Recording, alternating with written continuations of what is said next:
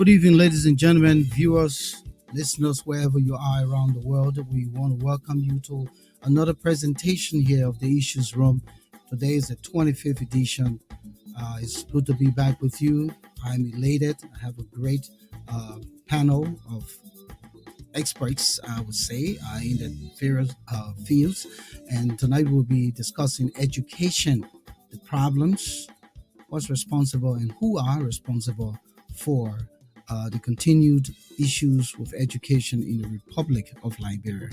Again, we say welcome to you, our viewers in Liberia, in Africa, here in the diaspora, all over the world. It's 7 p.m. Eastern time here in the US. I believe in some places now it's midnight.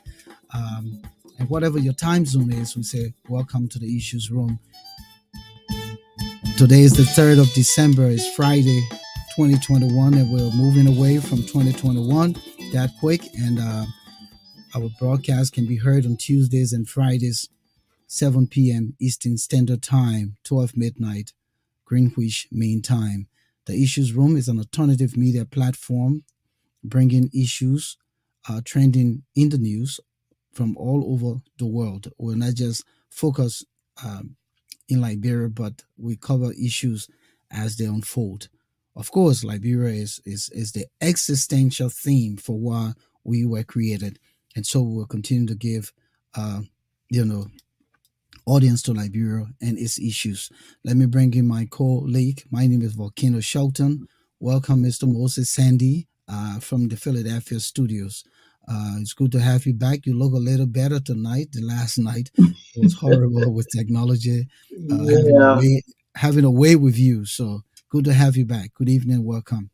definitely Volcano is always pleasing to be back in the issues room. Another week has elapsed, and we are here for another thought-provoking discussion. Thank you. I want to encourage our viewers and listeners to begin to let us know you're here by logging in and coming in the chat. The lines will be open at some point during the discussion, but we thought to just invite you and say, welcome. You and I know that the topic here is one of those burning issues when it comes to our country, Liberia: education, education, education. Um, but before we delve into the conversation, Moses, let's just talk about trending news, uh, you know, issues in the news. From your end, what is current? Several Omicron cases have been detected in the United States. Coronavirus updates officials in the states of Colorado, Hawaii, Minnesota, and New York reported the first cases on the variant on Thursday of this week. America's first Omicron case was identified and reported in California on Wednesday of this week. Liberia's Minister of State for Presidential Affairs, Nathaniel Angel, has launched a $50 million scholarship program for needy students in Grand Bassa County. He launched the scholarship program today while visiting the county. Could you verify or rather clarify what type of million? It says U.S. or 50 Liberia? million Liberian dollars. Okay, no, because you only said 50 million. Oh, I'm sorry. It's 50 Yeah, so million Liberian dollars. because then we'll say, but it's bigger than the education budget that we're about to discuss tonight. It's 50 All million right, so Liberian so from dollars. my end here, I have in the early hours of Tuesday at a ceremony attended by hundreds of masked officials, prince, and at least one pop star. The Caribbean nation of Barbados became a republic. Now, it had its independence back 55 years ago, but the queen was still the head of state of the country because of its colonial ties to England. The nation swore in then its first president, Sandra Mason, a former governor general who had been appointed by the queen. A 21 gun salute rang out as the national anthem played. The red, yellow, and navy blue royal flag was lowered exactly 55 years after the country gained independence from Britain. So, what that does now is they can no longer answer to the Queen. They are a full republic of their own. However, there are still nations where the Queen continue to be the head of those nations: Australia, Canada, Jamaica, New Zealand, and Papua New Guinea. And there are other smaller British Commonwealth like that of uh, uh, St. Lucia, those small island places out there in the Caribbean. So just wanted to touch on, um, Black diaspora news. But then Yeah. also, Front Page Africa came down with their grading. The other night on Tuesday, we released the one for the executive and its functionaries. This time it was for the public concessions, institutions like that of Liberia Maritime, and all those places. But momentarily, we will bring the grades in. It didn't look too good, but it also didn't look that bad. But again, you said the other day it was subjective, Yeah. from Africa. Uh, I don't know what yardstick they used to determine these grades, but of course, at least they're looking. Yeah. And and quickly, if I could just throw this in, the chairman of the National Transitional Council of Liberia, Chief Zanza Kawa, is appealing to President George Manneh Weah to grant local county senator-elect Ronnie Samuka an executive clemency. Chief Zanzan Kawa says doing so will enable the senator-elect to take a seat in the Liberian Senate. Mr. So, Samuka go. was I tell you elected about a more. year ago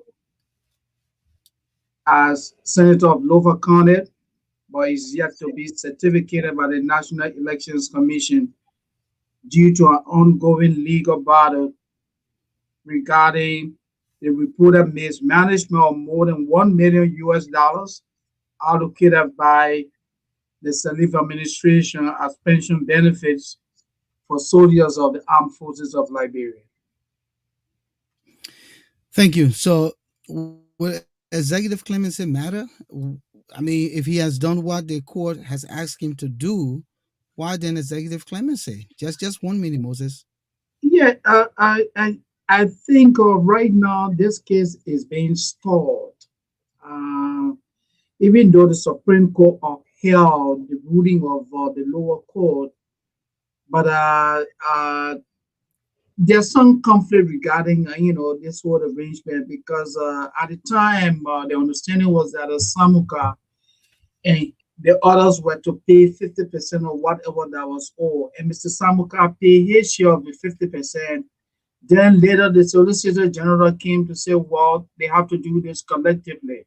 Since then, the matter has been pending in court. So Okay. maybe an executive clemency could change the situation. Okay. Thank you. Quickly, Sure. we want to welcome U.S. Visa. We want to welcome Arnold B. Weir, watching all the way from Margibi County. Hassan Kewu from Philadelphia. And Clara Way Howard. Good evening and welcome. Welcome to the show. Moses, education is the topic tonight. Mhm. Our country has been plagued with a lot of issues lately with the educational system. Prior to President Weah's government, Madam Ellen Johnson Sirleaf branded as a mess. So it tells you that much wasn't probably done during her time. Um, and we had a young diplomat here the other night who talked about the um, development uh, arm of diplomacy. And Ellen did do a lot with respect to development, building the community colleges and stuff around the country.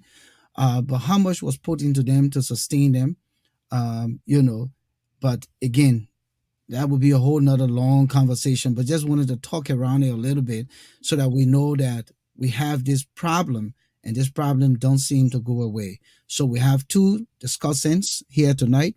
They're both experts, educators in their field who have studied abroad and have, you know, contributed immensely to education. Let me bring in Mr. Jackson T.S. Seton, a former Liberian journalist who worked with the Inquirer, is now a teacher. Am I right, teacher, professor? Because everybody in Liberia are professor. So I want to make sure in America I don't call you professor.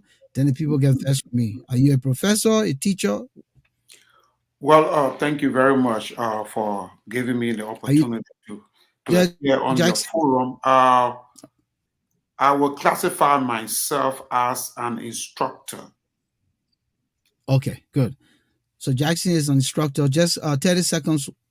Tell us a little bit about your profession, and then we'll go to the Okay. next guest. Thank you very much. My name is Jackson T.S. Seton, as you already stated. I previously worked for the Inquirer newspaper before migrating to the United States. I have a Bachelor of Science degree in math with minor in economics and demographic from the University of Liberia. I also hold a master's degree in applied mathematics from Delaware State University. I currently work for the School District of Philadelphia as a classroom teacher, and I'm also an adjunct instructor at the Community College of Philadelphia. I taught several community colleges in the tri-state area, but I'm currently an adjunct instructor at the Community College of Philadelphia and a full-time teacher with the School District of Philadelphia. Thank you, thank you.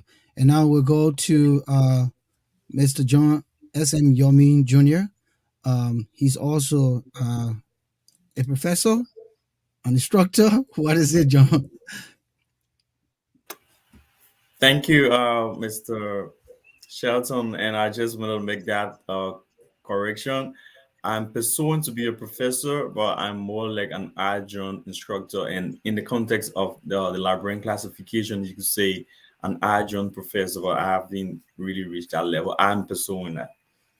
And then talk a little bit about your other side, because Yeah, so I'm actually attached to the Foreign Service Institute, and for the most part, I like to say right now I'm an author and a researcher, basically in the areas of diplomacy, foreign policy, and foreign relations of Liberia, for the most part.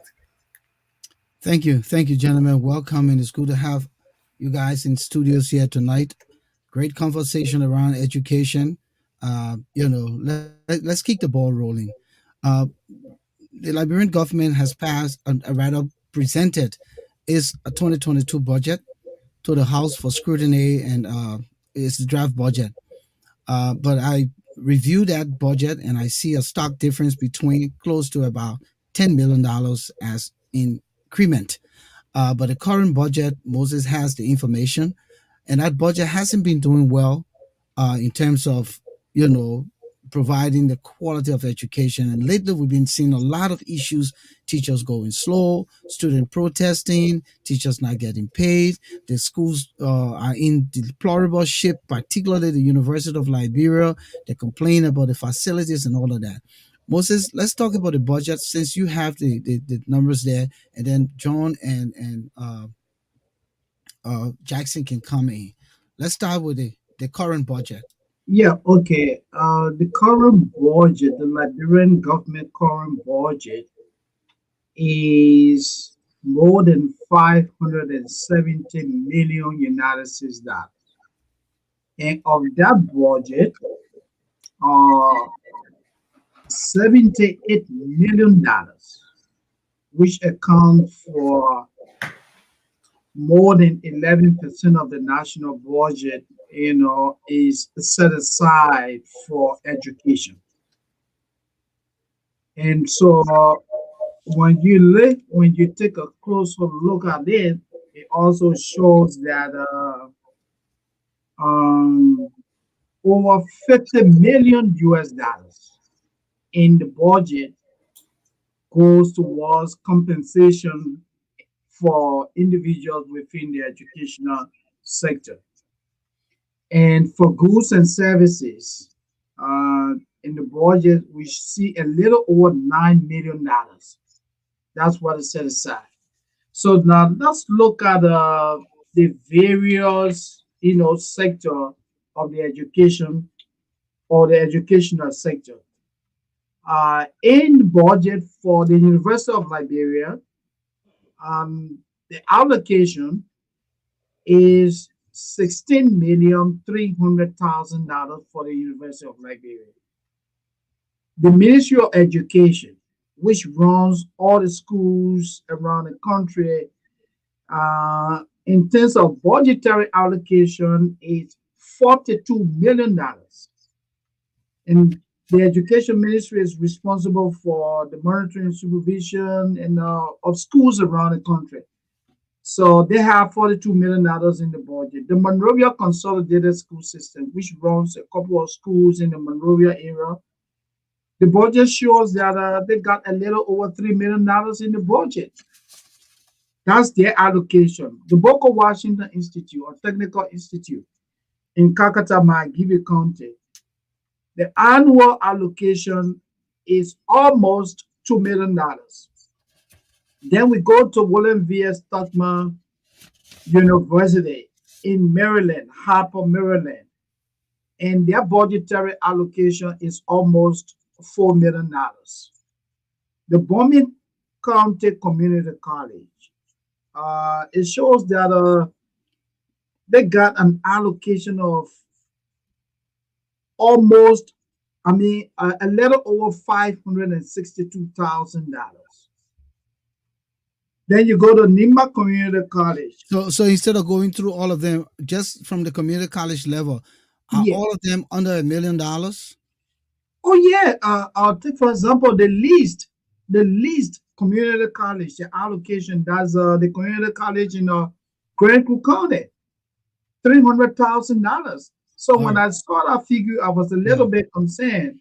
So instead of calling all of them, just once Yeah, they're under $1 million, it would make sense yeah, it's not to it's run under through a them. million dollars. Okay. Yeah, for All right. for for allocation. Okay. So, Mhm. gentlemen, there you go. You heard the figures. The overall budget is 78 million. Um, do you really think, as our country continues to grow, the population increase, uh, this is able to satisfy the number of institutions in the country, especially when you make education free? Open the dam, and people are insatiable.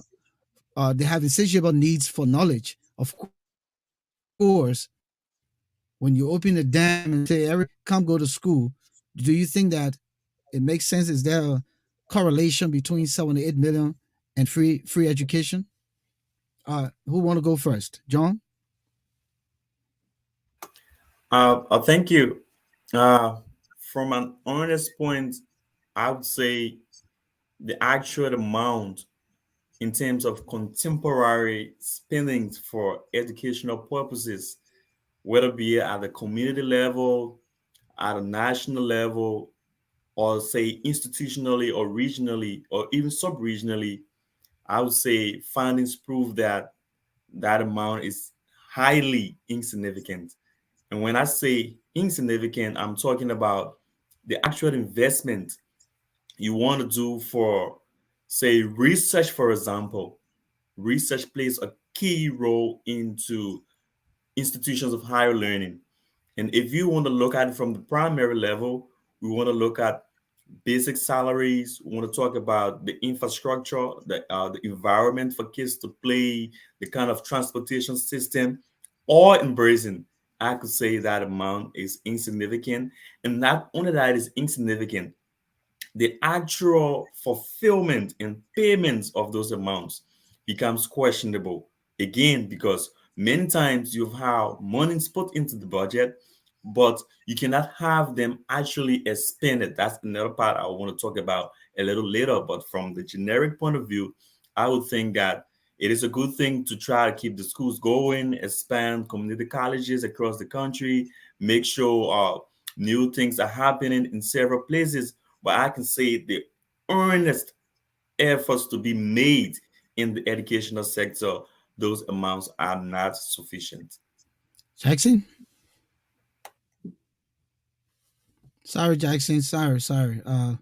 Is he mute? Go ahead. Go ahead, Jackson. Thank you very much. I tend to agree with John. Uh, the the budgetary allocation for education is significantly very, very small. Liberia is a developing country, and Liberia needs to have enough manpower in terms to attract more investors to come and invest in the country. And if we want to be on par with the other countries in the West African sub-region, I think the government needs to do more to increase budgetary allocation. Because mind you, when you are educating a child, you educate the child holistically. And one of the things we don't do in Liberia, we don't educate our students holistically and to so that they can tap into their own potential to become what they want to be. And our educational system is not designed like that. And as you rightly stated, Ellen Johnson Sirleaf, during her administration, indicated that the educational system was a mess. Her administration did little or nothing to improve the mess that she categorized the education system to be. Now we have an administration of George Weah. While it is true that George Weah inherited this mess, I think it is incumbent upon him to fix the mess. That's why he was elected for. And I think the issue right now, as it relates to teacher salary, students going on strike, all of those issues who have been addressed if there were enough money put into the budget to address the issue of education. Moses? Yeah, I just want to say that I absolutely agree with the views shared by Mr. Seton and Mr. Yormie. If you do the analysis, uh, allocating $78 million, which is a little over 11% to education, is extremely low because there are significant challenges. How do you recruit and retain qualified professors, instructors? How do you provide for logistics? How do you support the county education officers? Volcano study shows that if you go to rural Liberia today, most of the county education officers do not even have bicycles. And these are people supposed to be what? Monitoring schools in the various county. How do they execute supervision? I'm sure Mr. Sita and Mr. Yomi can speak to that because they are in the business. How do you expect these people to monitor what is happening in those schools? Status also shows that in most of the countries, the schools don't even have what? Chairs. The other day, I listened to the Minister of Education when he went to the capital. He told the lawmakers that they have planned to purchase a little over 700,000 chairs. And all of the lawmakers were complaining that most of the schools in rural Liberia do not have chairs. And it is the same thing in Monrovia. It is the same thing in other parts of Montserrat County. So, $78 million is inadequate. I agree. I So, so then, to compound or add insult to injury, the president then decided that he would make education free up to the bachelor's level, and that in itself, I believe, helped to weaken, you know, the schools to be able to raise monies as they were doing. For instance, the university, you were paying something at least for your credit hour, whether it was $2, $3, or $5 per credit. That got swept away. In all of the high school, that the other things that were being paid, all of that got swept away. Those were some of the monies that were supposed to help to boost the allocations for all of these institutions. Do you see that as one of the primary factors why this is happening? from your perspective, Seton? Well, let me just come in. You see, the provision of free education to Liberians is a laudable effort.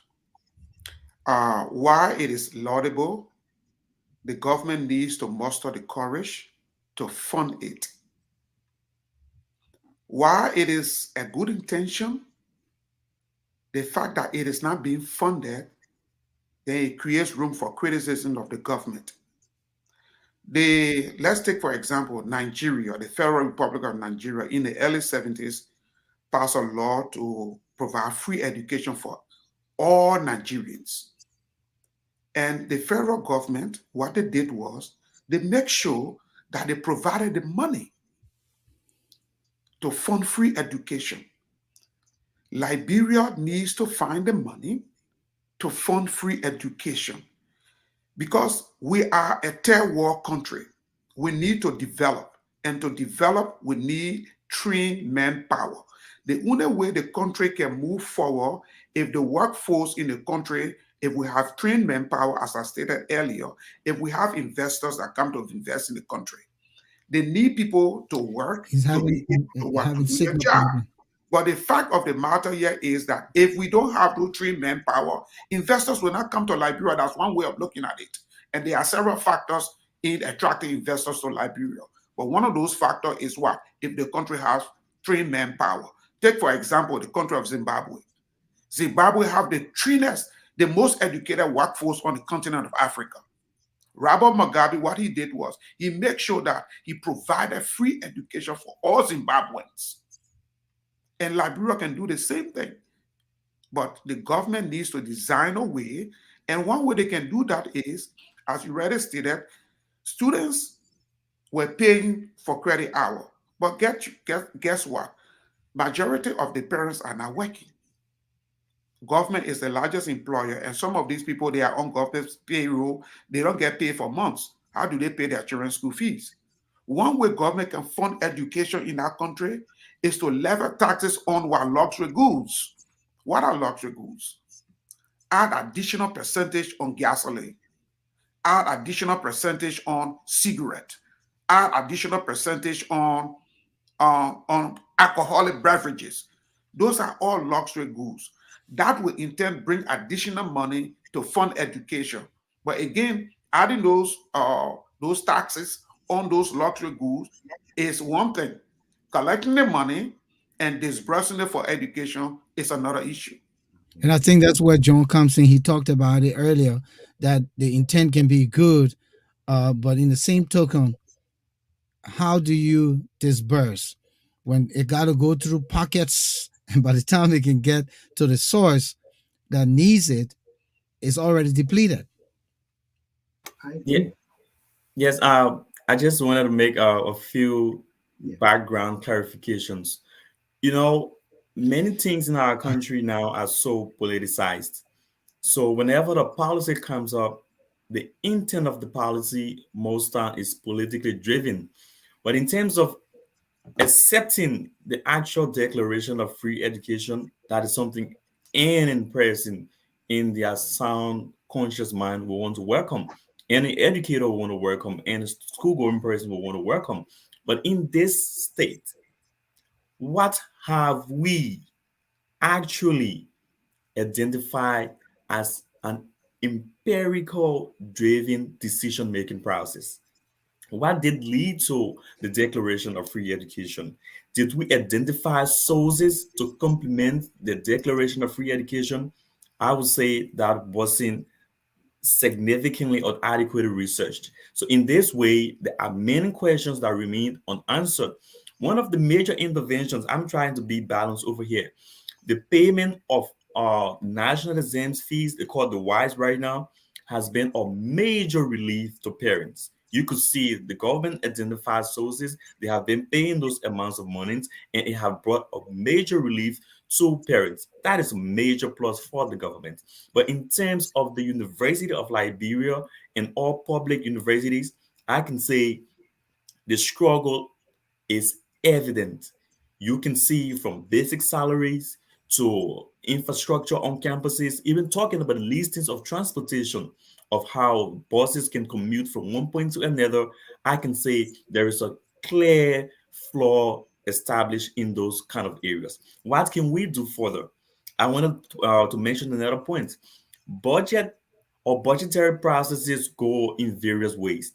One of the main things people have failed to talk about in the past few years, we should go beyond to investigate a little more. If budgetary allocations are made, it is more than just that. One very essential thing is the allotment. I want to be a little more specific. Allotment in the in the context of budgets will be those amounts of monies that actually come into monetary value. You can project an amount of $10 million for an entire budgetary year without even raising into checks even $1 million. Many years, educational budgets have been raised and have been projected, but the allotments have not been actually realized. I'm speaking from a more evidence-based position. There are schools, budgetary allocations have talked about renovation of schools. That is to mean those schools or those institutions will make a request to the Minister of Finance saying those amounts that were being put into our say I what are don't know what's happening subsidies with or with the budgetary school. allocations, we are in need of those amounts to carry on maybe school extension, procurement of chairs, but now we need those amounts of money.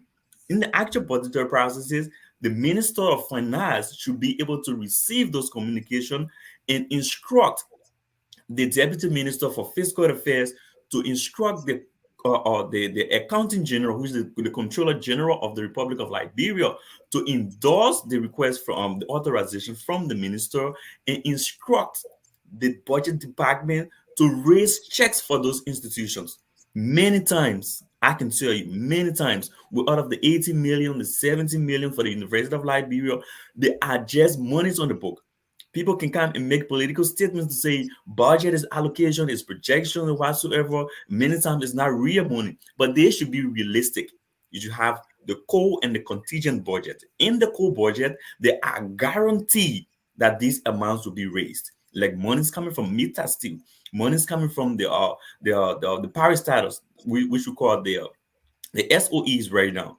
They provide those monies, right? So we have those money within the budgetary processes, but we see more going to the recurring side in terms of expenditure and allotments for cars, for the legislature, for travels and hospitalities or celebration of holidays. More expenditures are made within those areas as compared to the educational sector. So many people have not really realized that monies have been talked about, but money have not really been expended within those sectors. I thought we should talk more about that as well. Despite the limited amount, the actual spending within the already limited amount are not usually released. And Yeah. so it's like continued. And how do we go forward when people want to do some goodwill gesture, like Jackson said, in good faith, but didn't do the empirical research, as you've said, John, to determine whether it was even feasible. That's why a lot of pundits said that the whole idea was more political driven.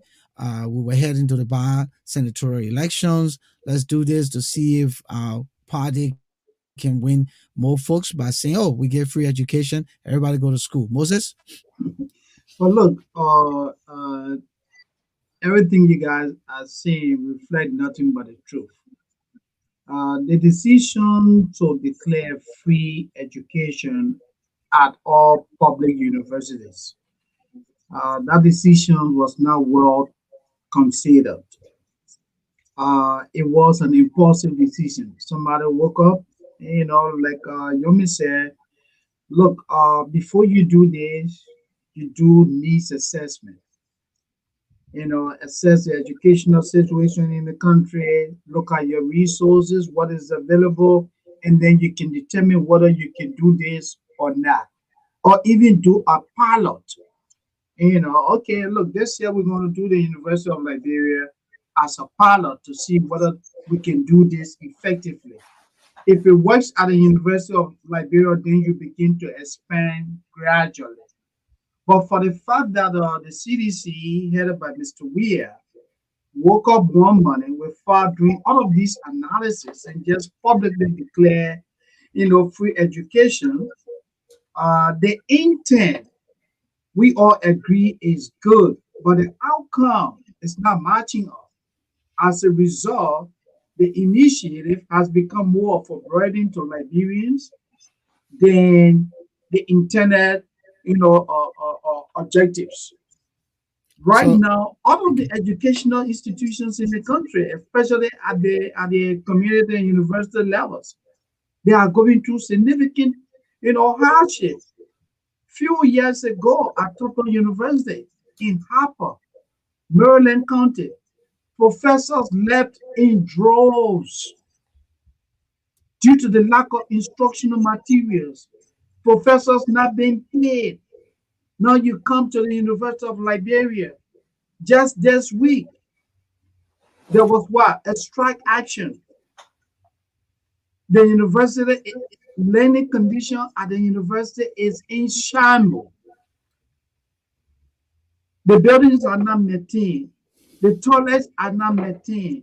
The professors are not paid. There have been 3 MOUs, memorandum of understanding, signed between the faculty and then the University of Liberia Faculty Association and the UL administration. All of these things came to what? Failures, because the university doesn't have the money to pay. The government plan, like Mr. Yormie said, hey, we have this allocation of $60 million for you. But the finance ministry is not disbursing the money.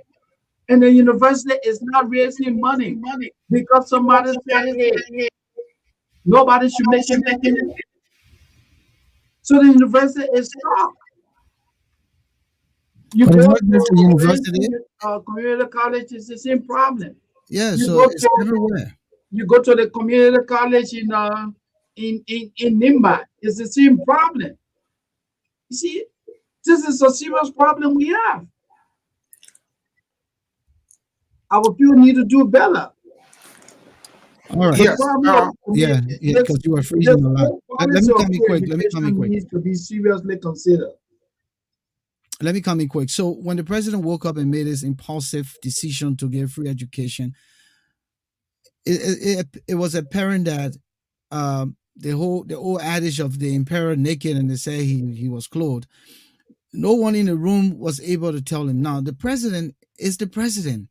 He can wake up and say, "I want to do something good for the people." But someone in the room with the expertise should be able to say, "Mr. President," and Moses, you use the right word, pilot. Let's pilot the MCSS schools to begin with. Yeah. The last time I told you there were two kinds of MCSS, right? The Yeah. Montserrado and the Monrovia, Yeah. consolidated school system. Let's pilot one of those, and let's see how it works. Coupled with the free WASI, we used to say WAEC when I was in high school, but it's the free WASI fees. At least that in itself is something to begin with, rather than take this thing from ABC to earning your first degree. You understand? So this is where the problem lies, when people who with the expertise don't look in the president's face boldly and say to the president, "Mr. President, beautiful gesture, but this is not going to work because the allocation here is not feasible enough to sustain this gesture." And unfortunately, we now go to the Senate where Mr. Soni, who is called Professor Ansu Soni, was brought in to address the Senate, and he couldn't make his case. And some of the senators were saying, "But if this problem was going on, why you didn't say nothing to us? We call you here now, and you want to say there have been problems." Then his deputy come and say they can even check and balance private schools. So Yeah. it's like the whole educational system now is in limbo. Everybody is doing what they want to do. Everybody. So Jackson coming. And this is a serious problem. Even though we're talking about it, but it is a serious problem that the educational system in the country is at a deplorable state. Uh, while it is true that the senator questioned the Minister of Education, the budget was presented to the senators. Every one of them are from different counties, and all of those counties have needs, education needs. They should have looked at what their constituents want and put that money in the budget. That's one. Two, The senators, the representatives, those guys are all making big money. What happens with then streamlining? And one of the issues that needs to be addressed is the fraud, waste, and abuse in the budgetary system needs to be taken out. For example, you have a senator, he makes thousands and thousands of dollars, he get free gas slip, he get free scratch card. That's waste. The money that is given to senators and representatives for gas slip and scratch card, if that money can be used to fund education, that will help. That's one. Two, all of the higher institutions of learning in Liberia are supposed to be research institutions. They're supposed to do research so that from this research, they can publish their result, and maybe businesses can take their ideas, and invest in those ideas, and then it bring more money to the country and also bring more money to the university. For example, we have Firestone. Liberia has been producing rubber since from the 1920s. There is no value added to the production of rubber. We have the University of Liberia. The University of Liberia is supposed to have a research arm that look at rubber and say, how well can we add value to rubber? Let's do some research. And do that research, provide a result to Firestone, and Firestone invest. So in that way, what are we doing? We are adding value to our product. Likewise with iron ore. We have Nita Steel, the world's largest producer of iron. It's mining iron ore from Liberia. We have mining engineers in the country. We have geologists in the country. Why can't we establish a research institution at the William V.S. Tubman College of Science and Technology to look at iron ore? How can we add value to our iron product so that at least it can bring additional income to the country? There are a whole lot of stuff that the country can do, but as you guys already stated, the president is the president. He gets up one day, maybe he slept on a good side. He said, look, you know what? I will provide free education for all Liberians, which is a laudable effort. And he's not the first president that have ever done it. William Arrow Talbot provided free education to Liberians when you pass both English and math. When you enter the university, when you pass both English and math, you go to school free. When Doki, he gave free education to everybody that entered agriculture college. So this is a trend that presidents have done over the years. But what has happened in his past is that those presidents make sure that their government funded those programs. And I think why it is true that the president has the intention that, as you all said, there was not much study done to look at the impact and the ramification. Now we are where we are.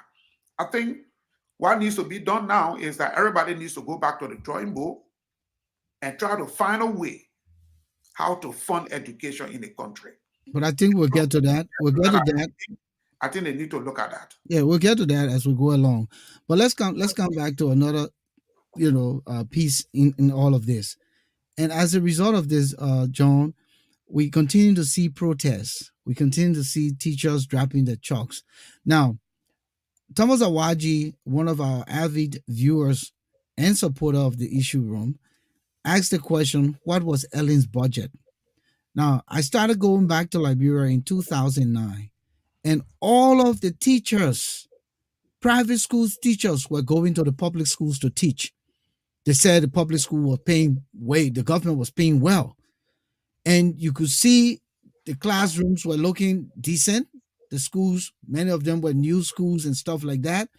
So we should have looked at least 1 or 2 years of Ellen's educational budget to make comparison whether it made a difference since this government came to power, whether they reduced it or increased it, so that way we can have some kind of comparative analysis.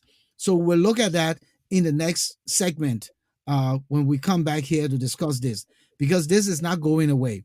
But just to be able to gauge whether while we're, government schools teachers private schools teachers rather were running to government schools to teach. And Yormie, you were probably around at the time. Everybody private schools hardly had teachers, you know, and the government schools were somehow, better, and private school students started to go there because it's not about the school building. It's not about all that you put in the classroom. It's about the presentation, the teachers who are teaching the subject matter. If they have complete control over the subject matter, it makes the difference. When I was at LU, there were times that there were no chairs to sit, and would stand at a window, But because of that specific teacher, you didn't want to miss your lesson. But that would not be the case. So we talked about teacher training. Without the kind of expenditure put or allotment put in the budget, we have demotivation, we have less professionals. Coming on that, teacher training, because that's another piece that is impacting the budget. That the budget is impacting. Yeah, I would like John is to, coming. Yeah, yeah. yeah. Mhm. So I just want to pick it up from where we talked about some of the actual problems when it comes to the allocation. I just want to give a little background. Besides the national budget, there have been a traditional support from some international donors or partners like USAID, like UNFPA, like UNICEF. They complement the national budget.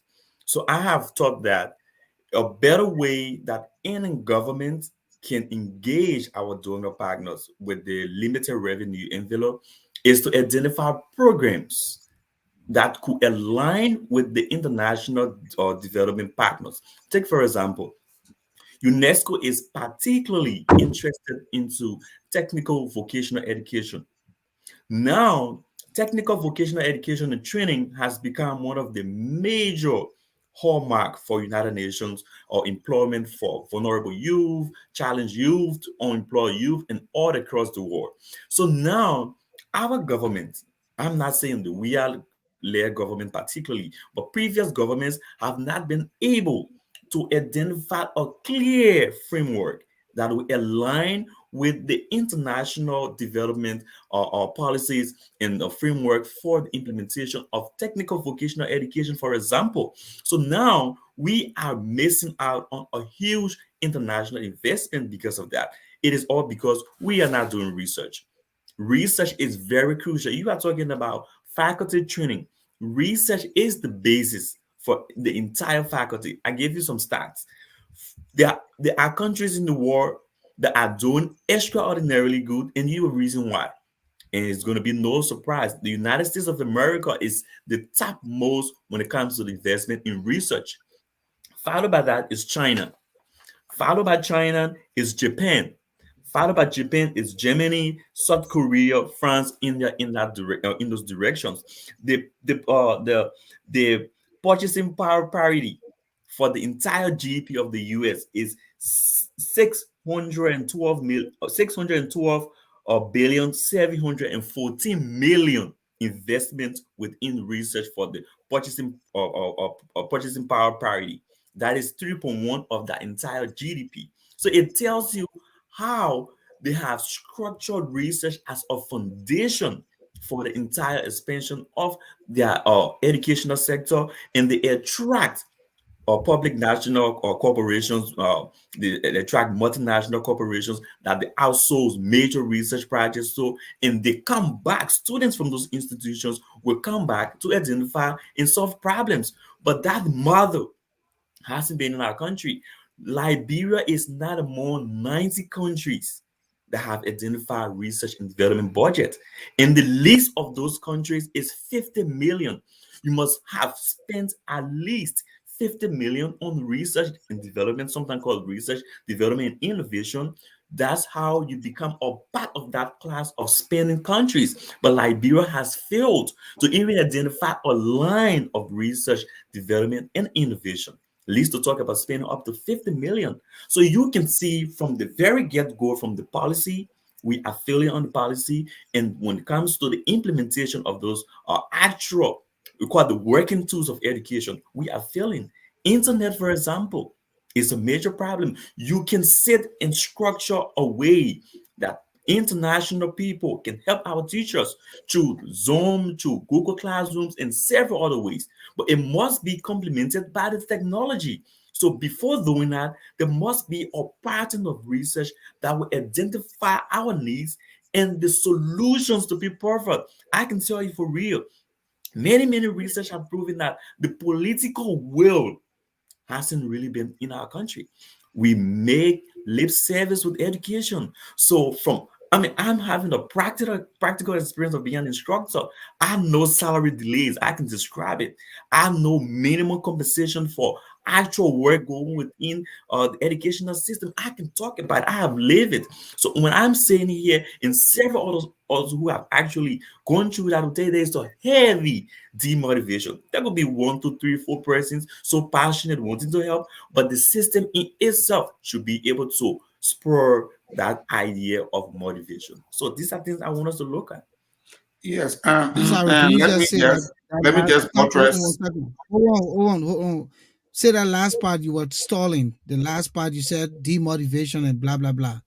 Yes, Go. so I was saying the demotivation aspect of it is very crucial. People may argue that there could be persons like me who decided to go to teach. There could be a few other people who are doing other jobs and wanting to teach. But the actual tools, the public actual tools that should be structured to enable anybody who is interested in teaching, I can say it's basically lacking. Okay, Thank you. Thank you. motivation is a key factor because as a teacher, you want to be motivated to teach. You want to inspire your students. You want them to aspire to be at their best potential. But you can do that when you come from in the classroom. In fact, you don't even have a textbook to work with. You don't even have a laptop to work with. You don't even have a chalk to write on the board. The classroom is not even conducive for learning. All of these factor plays into motivation. So teachers have to be motivated. Teachers have to be paid. Somebody with a PhD is being paid $450 a month. What are we talking about here? The country needs to do better. The other countries, I'm not going to talk about developed countries. Our African countries are leaving us behind. Right now, Ghana is in a race with Kenya to be the next Silicon Valley in Africa. Ghana and Kenya are competing to be the next Silicon Valley in Africa. Africa has huge potential. The tech companies are looking at Africa because the vast population of Africa, that's a new frontier of technology. And the emphasis in Liberia now should be on STEM education. That is science, engineering, math, and technology, STEM. We have William V.S. Totman College of Science and Technology. We already have a structure. That structure needs to improve, and funding needs to go there. So the government and every Liberian needs to look at this because we are being left behind. We are being left behind. Liberian student needs to know how to code because once you know how to code, well, you can work for any tech company in the world. Coding is just simple mathematical algorithm. You understand? So all of these things can be done, but again, everything has to be done if we have the political will. We must have the political will to do these things because posterity will judge us if we don't lay the foundation for them. This is the time for those foundations to be laid. Come in, Moses. But look, Mr. Seton and Mr. Yormie, the both of you raised salient points here. Now, I just want to piggyback on some of those points that the both of you raised. Mr. Seton, earlier you talked about the role of the legislature in this process, ensuring quality education for our people. Mr. Seton, you and I had the opportunity of covering the legislature. And I said it before, and I want to reiterate that again tonight. In the legislature, the House of Representatives and the Senate, you have a good number of lawmakers or legislators who are functionally illiterate. They don't understand the job duties and responsibility. So, in a situation like that, it is impossible to have most of our lawmakers even reading the budgets and understanding the national budget because they just don't have the ability. Some of them barely read, some of them don't even bother because for everything they do, it is driven by what? Supporting the ruling party of the day. This must be party driven. It must be party. There's no sense of nationalism. That's why the issue of oversight in the legislature is overlooked. The Yeah, guys in the executives pay little or no attention to the lawmakers because they are not utilizing the authority of oversight. yeah. That's one. Brother Shelton, if I may just jump in there a little bit. Sure. Yeah, talking about the issues of our budget again. I've always emphasized and re-emphasized on the politicization of our country. I mentioned in my book, chapter 5 and chapter 6, talking about reforms in our public bureaucratic structures. The international community identified that too many malpractices have led to structural violence, leading to conflict within our society. So they have advised ways that we cannot revert back to our ugly past. And one of those very important recommendations was the formalization of the Legislative Budget Office. The Legislative Budget Office came outside of a recommendation of the Legislative Modernization Plan because there are cumbersome works that lawmakers themselves cannot do when it comes to budget allocation and the various budgetary processes. So the office attached to that legislature should be the Legislative Budget Office to scrutinize budget allocations when it comes from the executive, advise legislators because they have the constitutional mandate to enact that document into a practical law working tool. All right. So when it becomes an enactment, it becomes a legally binding tools. But before then, legislative budget office can say these monies are not realistic. Take S and put to Y, put Y to Z. We are here to advise you on that. But because Mhm. that space hasn't been created with the actual functionality of that body, I can say it is just temporarily existing on papers. But in terms of the efficacy of that office, is highly questionable. I don't like to say, non-existent, but it's questionable. It is not yielding the actual intent. Just before I roll it out again, we have within the budget laws performance of all spending entities that receive government money to say every entity, whether private entities that receive subsidies, should provide quarterly performance report. Right. That is to say, we're supposed to get 200,000, but we've gone 3 months, we've not gotten a cent. And because of that, the operation of this institution is not actually going to the expectation and meeting the public goods. In that way, the oversight entity will be called for and asked why these amounts to these institutions have not been delivered. Then, in a way, we get to understand that maybe there could be a shortfall in the budget, but within the next term, we will make sure all of this money is spent. Back to what I talked about allotments. But if you want to draw back, what I'm doing in my uncertain period, the actual importance, the significance of the quarterly budgetary performance, we've not been very, very, very observant of that. So one of the key roles of the legislature is to call on spending entities. What have you received? What have you expended? But we have overlooked policy. That's why we Mhm. talk about the importance of the rule of law and how, in turn, we can benefit all the great countries around the world. They go by policies and effectively, but we have Yeah. some great policies.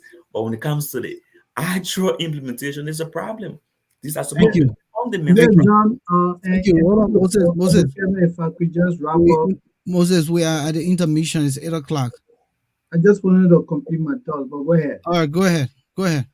Go No, ahead. quickly, I just wanted to say that thanks to John, for coming in with the additional information that he provided regarding oversight. But two things: the issue of salary and motivation. How do you have professors? And that is one of the sticky situations now at the University of Liberia. Professors at the University of Liberia are paid less as compared to guys who work in the office of admission at the University of Liberia. This is one of the sticky issues. The disparity in salaries. Someone with a PhD earning less than someone who has, a master's degree in working in admission. So then how do you motivate these professors to do their best? Salaries are not forthcoming. In terms of motivation, you go to school, you don't have chalkboards, you don't have chalk, you don't have internet services. Computers are non functional. What do you do as a professor? How do you expect these institutions to run? And so I would like to pause there and come to you, Volcano, so you can do the intermission and later we can continue. Thank you, gentlemen. If you just joining us, we're in the issues room. The Issues Room is an alternative media platform brought to you via Facebook, YouTube, and the Issues Room page. We broadcast on Tuesdays and Fridays, 7 p.m. Eastern Standard Time, and GMT is midnight. We want to encourage all of you, our viewers all over the world, to continue to like the page and invite your family members, friends. When we come here, we discuss the issues, we look at the topic, and we discuss. And tonight we have Jackson Seton and John Yormie in company here with Moses and myself. We're looking at Liberia's educational problems, who and what are responsible. And we've uncovered some of the things that we think that are the causal factors. Now, uh, just before we go forward, we will be opening the lines at some point because we only broadcast for an hour and a half and we're going to stick to that time. Um, I just want to go to the proposed budget. The proposed budget that is now sent to the Senate for review um, has a total of 87 uh, and almost $88 million for education. So that's an increase of nearly $10 million from the $78 million. But even with $10 million, I don't know how much that will do in 2022. And some of the factors responsible for how much that would do is the cost of living. The current purchasing power of people in the country, goods and services are extremely expensive. Here in America, in fact, it's even way expensive when you come to look at the gas pump now, go into supermarkets and so forth. Needless to say, in a third world country where just infrastructure alone is in deplorable and dilapidated state. Uh, the university does not have, functional bathrooms. One of the guys talked about it. The last time there was a video on social media showing the rain pouring down in the classroom and people were putting bucket or dressing bag, stuff like this. So what would $10 million do? Gentlemen, what do you think would $10 million do in addition? And what bothers me before one of you come in, we have the most bookman running the finance ministry. And this guy went to the University of Liberia. Had he not gone to school and acquired some form of education and degree to brag and be considered the bookman for President Weah, Samuel Tuer, will he be in a position? No. So what is this disservice? Go in the House of Representatives, go in the legislature. There are some very educated people. Some very educated people. To the You people, have the Bonnie people, Sherman. people. You have Vonnie Sherman in there. You have Milton Tiaje. Somebody opening the I'm getting feedback. Got a lawyer. Yeah. Okay. You have guys who are educated. Some of them with foreign education. So why are they pretending? Only they don't know the book, and so they will hold on to the book, and the rest of the people should suffer. Mr. Shelton, if I should just jump in right there. That You was my know, point. yeah, I actually see the problem to be so cumbersome, we can say in many ways, but just to pick up some of the very important things. The country we have right now for the past decades, not just this current dispensation, have been heavily driven by electionary processes. I'll tell you for sure. Many things in our country have been based on how people can get re-elected, based upon the current status quo, handouts, parties, and temporary short-term investments.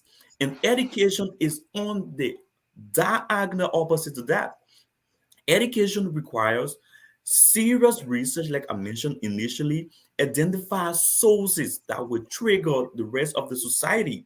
Talking about research, for example, now to see a certain lawmaker, I don't want to point to a particular party, that will want to talk about an investment plan that will talk about the sustainability in the actual context of sustainable development beyond just the next 5, 6 years. It's going to be difficult.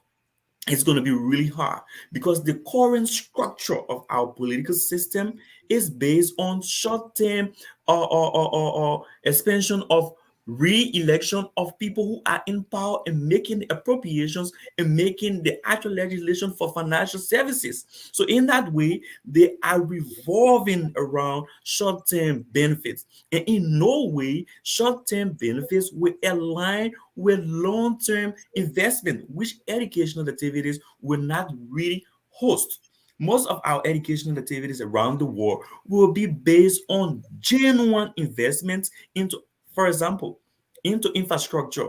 You wouldn't see that deliberate, conscious-minded politician in our country right now who is willing to see the investment of a multi-million gymnasium that will host an up-country tournament, say in Greenville, say in Maryland, say in Nimba. That is also part of the recreational and social emotional learning of young people. They are not willing to do that. Mr. Seton talked about STEM. STEM education is driving crazy in the United States of America. Science, technology, engineering, and mathematics, because now we have an ICT-based society, information communication technology. You cannot have an information communication technology advancement without STEM education. Are we prepared to invest to construct like hundreds of laboratories across Liberia? Most people are not willing to do that. They want to do short-term projects that will just be on the face, market projects. They are good projects, of course, but we are not talking about hand pumps, short market buildings that are not even durable. We are talking about how the human resource capacity of a country that so needs it can be beefed up and be expanded. But now it is not in the current dispensation of our policies and our politics. That becomes a problem. And just before one of you guys come in quick, I also want to add President Weah wanted to be president. What was the Achilles heels? He was not educated. That was the Achilles heels. So he went back to school to get a bachelor's and to get a master's degree from DeVry University. That put him in a space to even be dignified to be in the room. And so we applaud him for the opportunity to come forth and say, listen, I want to do free education because I know that I benefited from it. You understand what I'm saying? But again, it draws down to what we talked about, that they didn't think it through well.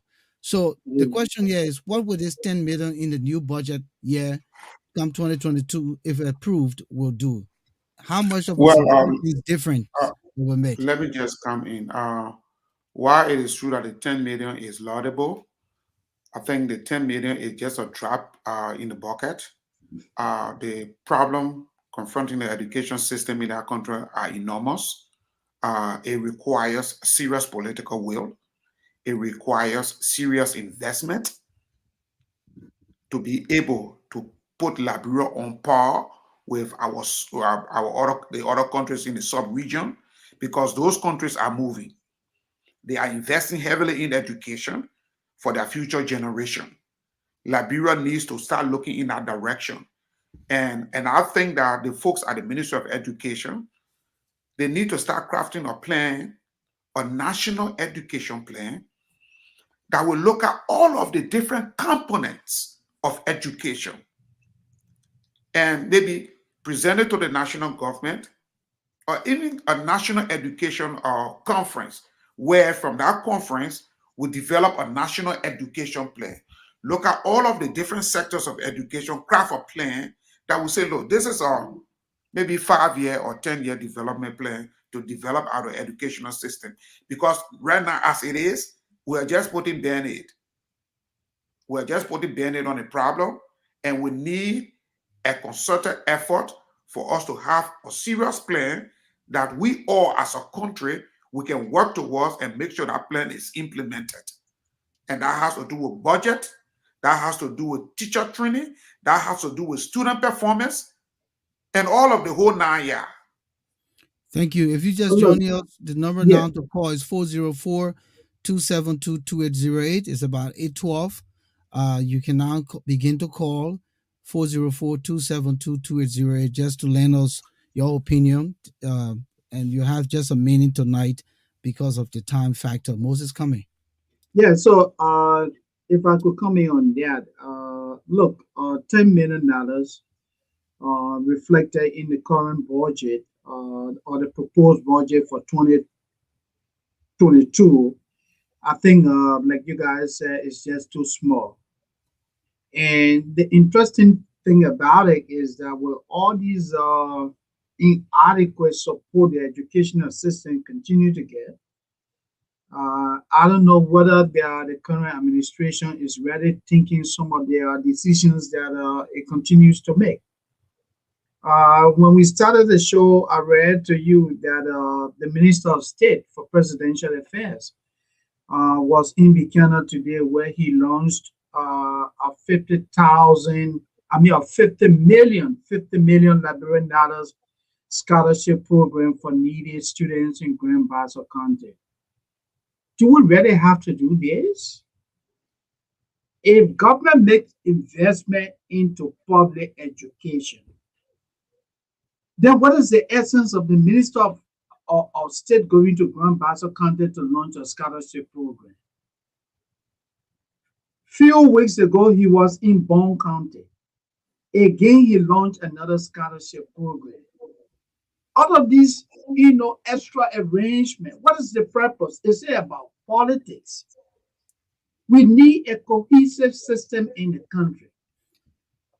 Allocate resources to the educational system and ensure that those resources are used for the intended purpose.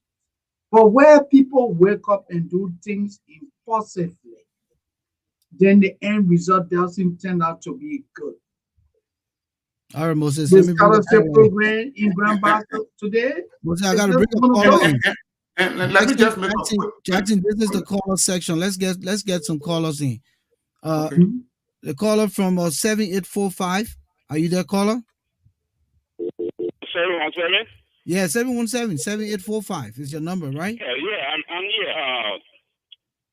It's a shame to the people of Liberia, because the people of Liberia are not benefiting. Only top government officials are benefiting from that entire budget. You look at the budget, there's nothing inside for the Liberian people. So what did you do? Get them $5 each? There's nothing for $5. Look at example, get target Ministry of State.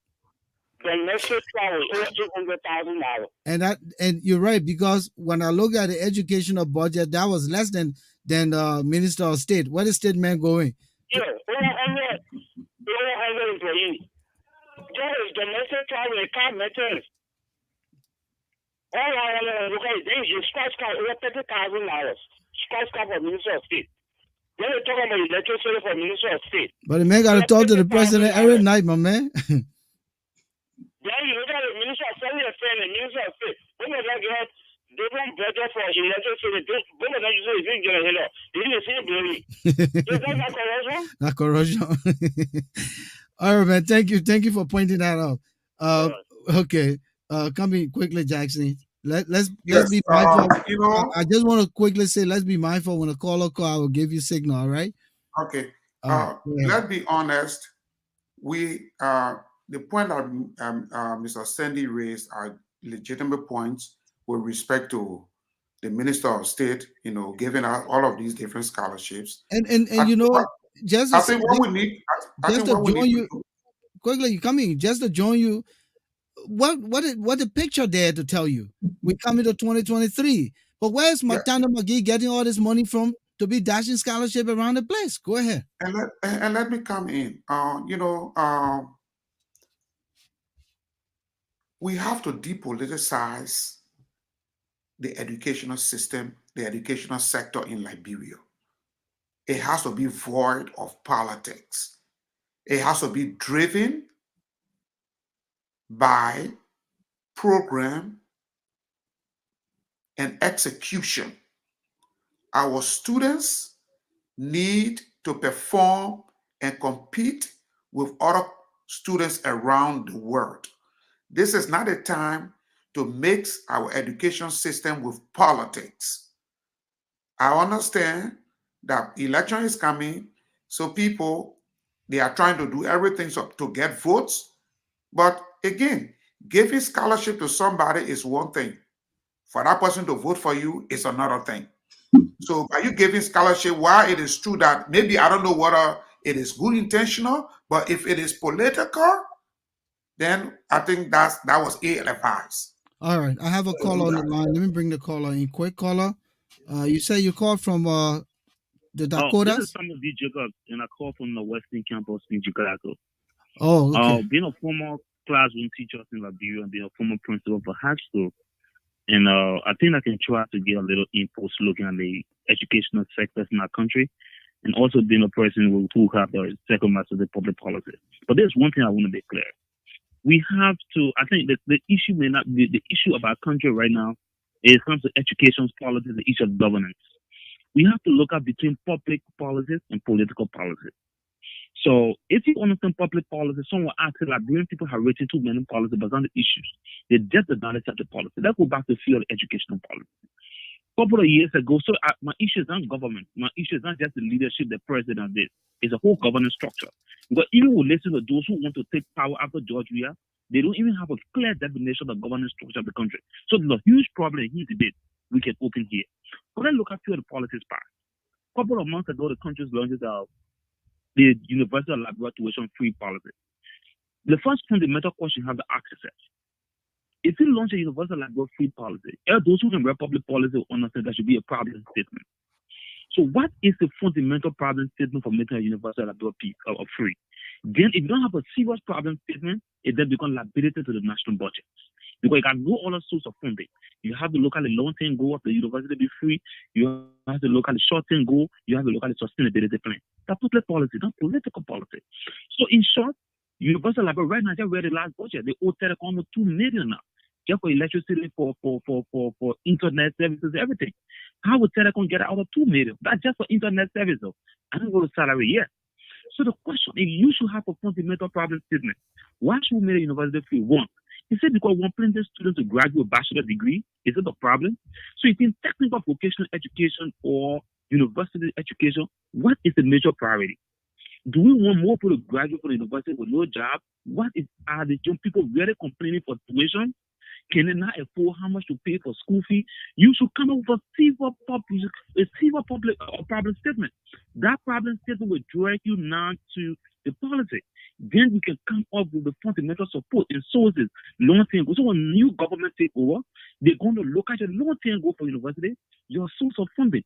If you don't have that, it then becomes liability towards the government national budget. It's just the infrastructure for road. You say, somebody build road, but we are expecting public policy. We want to know what is the maintenance plan. 2029, what will be the maintenance plan? 2022, what's the maintenance plan? How will they say? What's the long term? What's the short term? It will one country that they will not going nowhere. So in the educational sector, we should have a fundamental policy for education. That's a waste. have almost 1 point some more million just on teacher salary. That becomes liability to the government. Subsidy, it becomes liability to the government. Just University of Liberia, you have created a burden. And this issue of Liberia not creating an economic policy, educational serious money policy that causing the country to not generate more funding. And then create a poor healthy low on the budget. That is why for Ellington, George, to the future president time, the country budget will be stagnated. It will not increase. It will not go nowhere. It will not start with 500 plus million. It will never reach 600 million. See the simple formula, because there is no extension of the budget. If you do, those are your place travel. If you get C83 wards, you cannot spare more wards than the man who got 7 letters. You got 3 letters against spare more than the man who got 7 letters. That's why we go to distribution of wealth. How are we distributing the wealth to feed the public policy? How are we changing the economic model? Are we using fire to sell raw rubber, or are we inviting a company, the China company, to come and produce rubber DJ in Lofa Cape Mount? What is the economic long-term plan? What is the educational long-term plan? These are fundamental questions we're asking ourselves. How can we create it? You think more vocational education or university education? What is the priority of the country? How can we say this? If somebody, I was just listening to my brother Yormie say, it's a very fine point. How can we be launching scholarship on another point and then somebody launches? So there's no plan. So we should go back home and have a serious educational plans and policy, economic plan and policy. If they make somebody different president, and trust me, if they make another president over George Weah, the country will still remain the same. Because I listen to everybody coming on the platform. Nobody get no serious educational plan. Nobody get a plan to increase the country budget from 500 million to 600 million. Nobody discuss economic extension. But the new budget is increased. The new budget is increased. No, and, how many percent? No, the new budget, there is a $164 million that is non-budgetary. Hold on. The people, hold on, guys. Hold on. Let me make this point quick. The people bragging, they said in their time they have been able to increase the budget, and so they were celebrating. They were celebrating. So the budget is increased. The 2022 budget is going high. But thank you so much. We can do this again. Listen, let's stay in touch. I think you got some good points. We can bring you in live to join us in the conversation, because we want to do this as a series. This is a major issue. So I will call you back behind the scene, and we'll kind of connect and get you here so that you can have a discussion, because you are also an educator, and I think that you're the best people to come and contribute. Thank you. And let me just come in here, Volcano, to pick it up quickly on what the gentleman just said. What he said is true. Government is continuity. It is now the time. During Ellen's time, she said the educational system was a mess. There was no plan crafted to address it. George Weah inherited that mess. There is no plan to address it. But he added more problems to it. Then he added more fuel to the fire, right? In good faith, though. Let's say the truth. In good faith. But in good faith, he added more fuel to the fire, right? Yeah, but now, this is not the time for this government to go to the drawing board and craft a national education development plan for the country.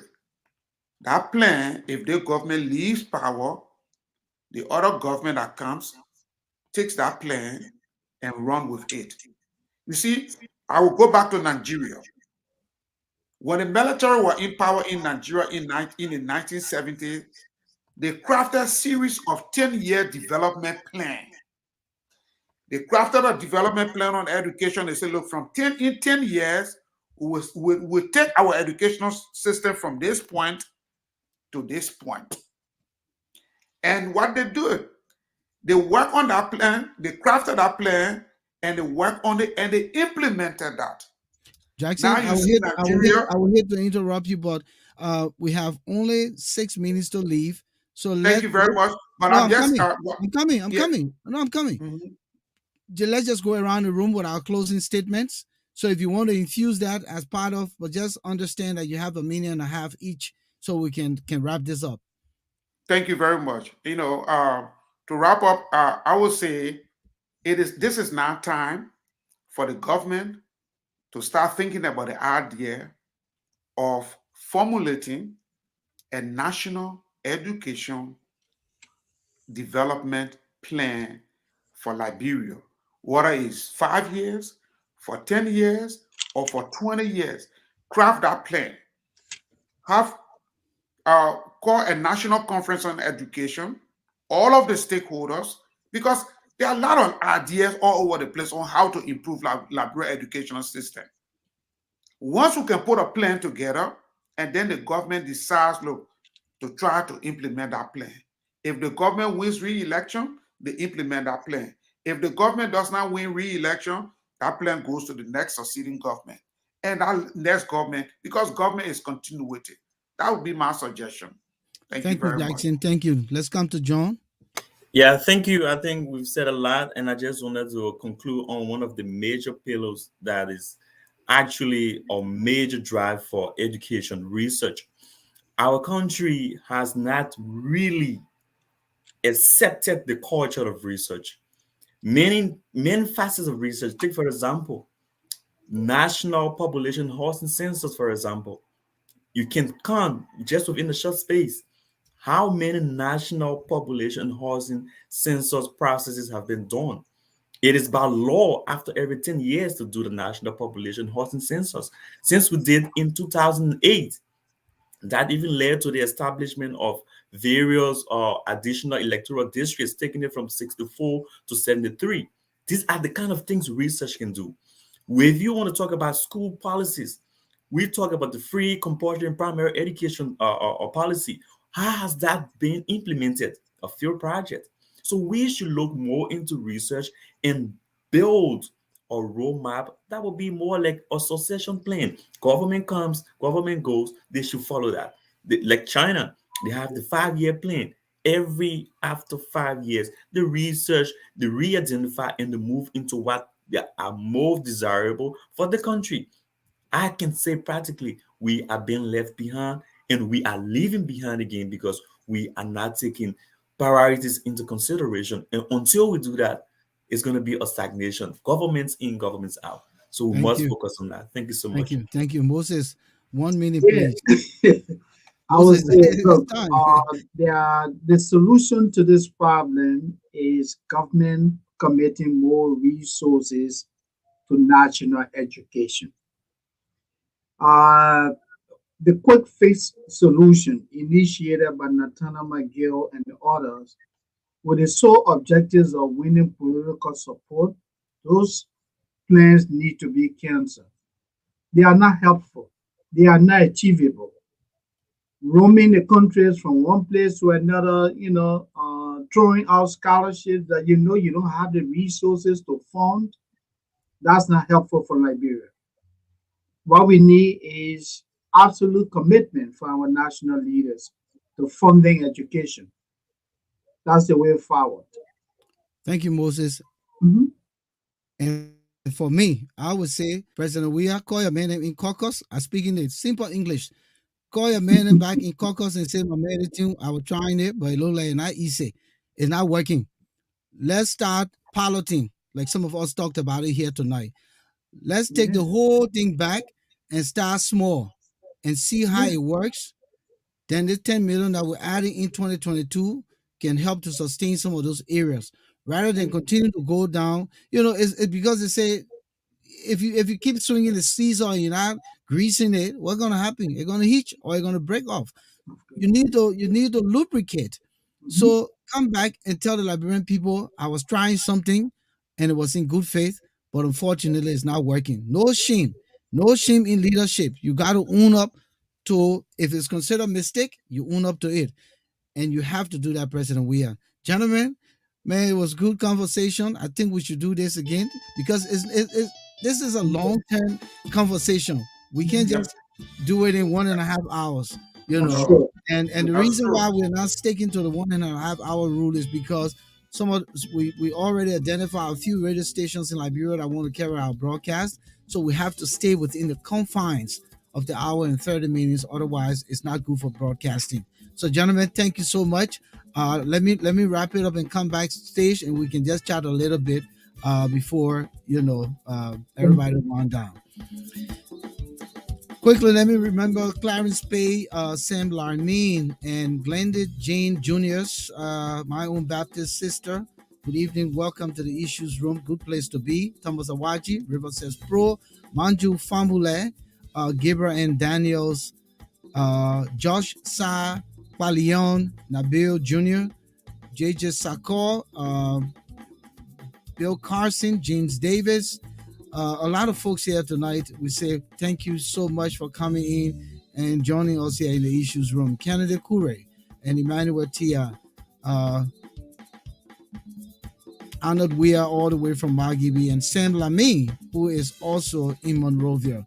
My name is Volcano Shelton. We'll be back here with another presentation on Tuesday. Thank you so much and see you all.